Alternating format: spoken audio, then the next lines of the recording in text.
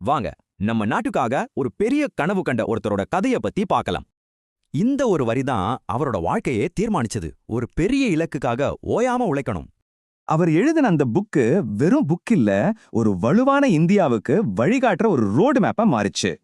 சரி, இவ்ளோ பெரிய பார்வைக்கு பின்னாடி இருந்த அந்த மனிதர் எப்படி உருவானார்? வாங்க அவரோட ஆரம்ப காலத்துக்கு போலாம். அவரோட பயணம் ஒரு பெரிய பதவியில ஆரம்பிக்கல. பறக்கணுங்கிற கனவுலையும் சயின்ஸ் மேல இருந்த ஆர்வத்திலும் தான் ஆரம்பிச்சது. அப்போ ஒரு ஆச்சரியமான விஷயம் நடந்துச்சு. ஆன்மீகமும் அறிவியலும் எப்படி ஒன்னு சேர முடியும்னு அது காட்டுச்சு. அங்க இருந்த எல்லாரும் ஒத்துக்கிட்டாங்க. அந்த சர்ச் தான் இந்தியாவோட ராக்கெட் டிசைன் சென்டரா மாறுச்சு. பாத்தீங்களா? அதுக்கப்புறம் அவரோட வளர்ச்சி பயங்கர வேகம். இந்தியாவோட முக்கியமான டெக்னாலஜி ப்ராஜெக்ட்ஸ் எல்லாத்துக்கும் அவர்தான் தலைவர்.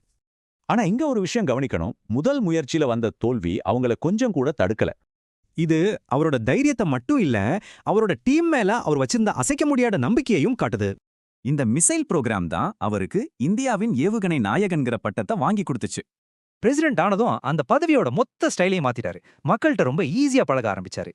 பிரசிடென்டா இருந்தப்ப அவர் ஒரு டார்கெட் வச்சிருந்தார். ஆனா அதையும் தாண்டி 6 லட்சத்துக்கும் மேல ஸ்டூடெண்ட்ஸை சந்திச்சாரு. அவர் அடிக்கடி ஸ்டூடெண்ட்ஸ் கிட்ட இந்த வரிகளை ஒரு மந்திர மாதிரி சொல்ல வைப்பார். அது அவங்க மனசுல ஒரு அறிவு பொறிய தட்டிவிடும். அப்போ இந்தியா 2020ங்கிற அவரோட கனவுல என்னெல்லாம் இருந்துச்சு? இதோ அந்த கனவோட முக்கியமான தூண்கள். அவரோட முக்கியமான மெசேஜ் இதுதான்: நம்மால முடியும்னு நம்பணும். சின்னடா ஜெயிச்சா கூட அதை கொண்டாடணும். 1 பில்லியன் மனசுல நெருப்ப பத்த வைக்க என்ன வேணும்? டாக்டர் கலாம் சொன்ன பதில் ரொம்ப சிம்பிள். ஒரு பெரிய மேலும் சுவாரஸ்யமான தகவல்களுக்கு லைக், சப்ஸ்கிரைப் மற்றும் கமெண்ட் செய்யுங்கள். இது மேலும் தகவல்களை பதிவேற்ற எங்களை உற்சாகப்படுத்தும். நன்றி, வணக்கம்.